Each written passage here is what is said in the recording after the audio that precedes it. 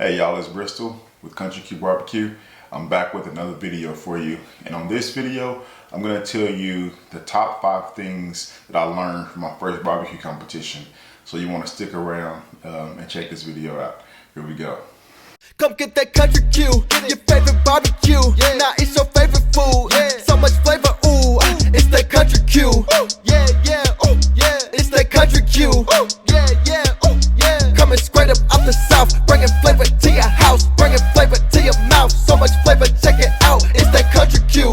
Yeah, yeah, ooh, yeah. It's that Country Q. Yeah, yeah, ooh, yeah. So I just completed my first barbecue competition, as you guys saw in one of my last videos, and it was a really good experience. It's been about a week and a half, maybe 2 weeks ago now, since I competed in that. And as you saw in the last video, I was able to take second place in ribs.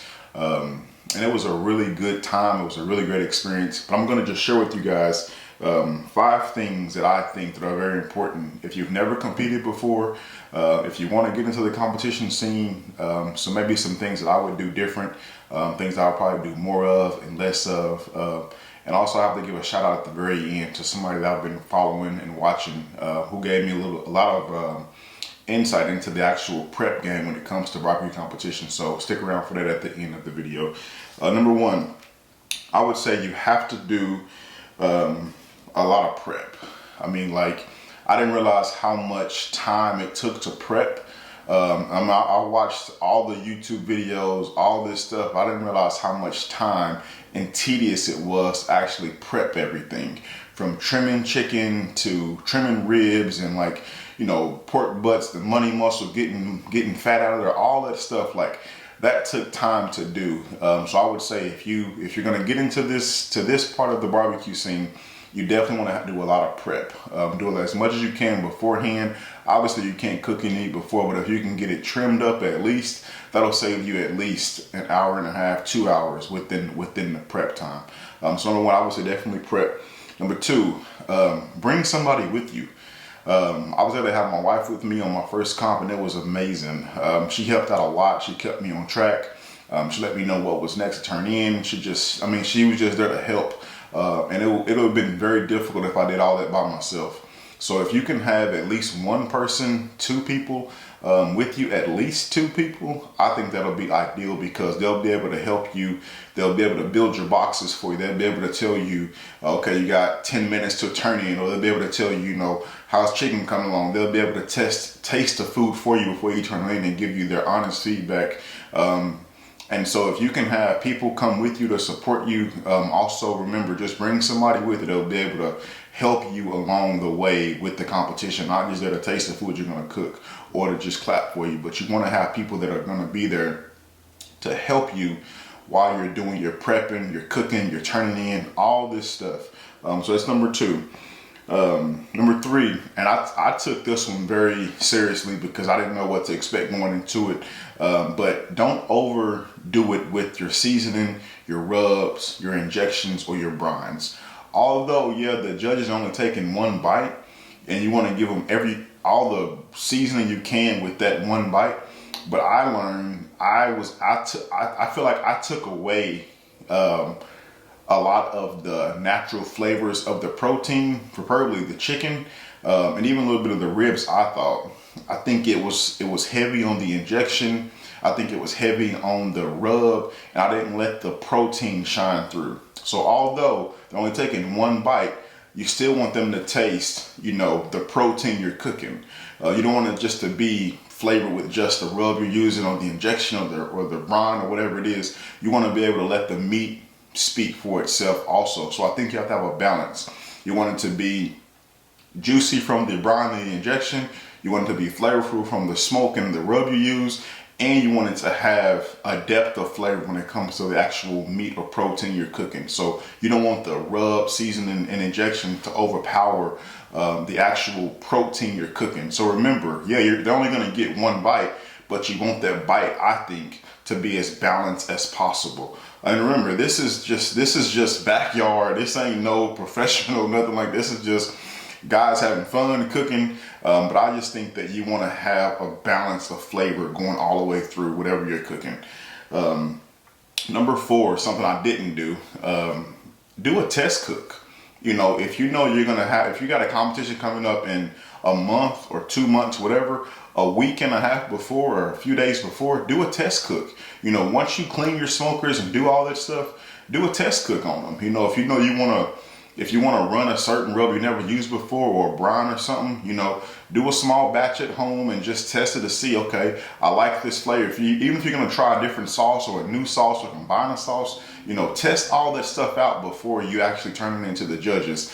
Something that I didn't do. I just based it off of, you know, I like these flavors. I know this goes well with this, and it tastes, I know it's going to taste great. But I didn't do any kind of cooking before to even determine, hey, if it's going to be good or not. But I was able to, like I said, take home the second place ribs, and you know, that was great. But I think on my chicken and on my pork butt, I should have did a test cook, which I didn't. But looking back on it now, I would definitely do a test cook, because I thought my chicken came out a little salty from the brine and then from the rub I used and all these different things. And I think that took away from my points with the chicken. Now, if I would have did a test cook, I would have been able to see, okay, if I brine it with this or if I use this rub, it will have too much salt, which will eventually dry the chicken out. Even if I wrap it in butter, all that stuff, the internal pieces of the chicken will be dry because I've brined it too much. There's too much sodium, too much salt, and that salt is pulling too much juice or liquid out of the actual protein. So if you can, man, do a test cook. There's nothing wrong with it. Just go get some cheap cuts of whatever you're going to be cooking, and you know, just try it, sauce it, smoke it, sauce it, rub it, whatever you're going to do with it, and you know, take it from there. Number 5, man, I think the best part of the whole competition for me was you gotta have fun. You know, yeah, you're there to compete and do all that stuff, and of course you're there to win. You put all this time, effort, money, sacrifice, all this stuff. You want to win, but you also want to have fun. I think that was the best part about it. I was able to meet some great people, some great guys, some great cooks, some great ladies, first responders. They were competing against each other, and then that was just a cool little battle. And like barbecue, it's a community. Like it's almost like a fraternity kind of thing where it's just everybody understands what goes into it. And so I think that was my favorite part of the whole competition, was just, you know, seeing guys up 2, 3 in the morning, you know, firing up their smokers, cooking. We're talking, you know, over a cup of coffee, or, you know, just having conversation about life and family and just anything outside of barbecue. But then when it was time to actually, you know, compete, we were actually, you know, competing against each other. And at the end, we was able to talk and share, like, hey, I thought this was good. You know, I tasted yours. I thought this was good. I thought this one needed this or whatever. But it was just a great experience. So if you're gonna do this, like, do it to have fun. Of course, you'll win money if you win, all this kind of stuff. But for me, the ultimate goal was to get the experience and just meet people and have fun. And I think I did that. So those are my top 5 reasons, or top 5 things that I think going into a competition that you have to do. Maybe some do's and don'ts that I did that I would probably change.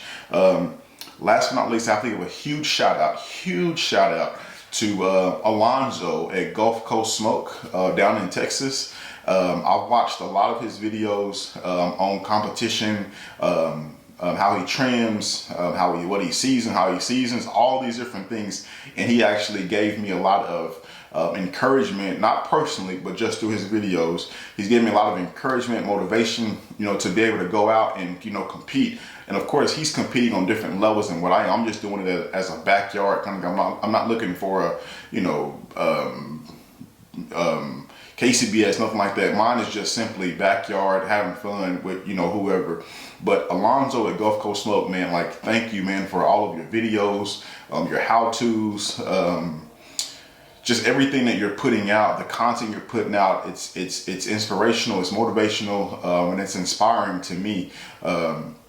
So man, thank you for everything that you're doing with barbecue, with Gulf Coast Smoke, with the rubs, the merch, like all that stuff, man. Like, I personally want to say thank you, and hopefully one day, man, I'll be able to meet you, do a cook with you, you know, just maybe hang out with you, do whatever, you know, all that. But I just want to say, Alonzo with Gulf Coast Smoke, man, like, thank you for everything you're doing, because your content, I love it.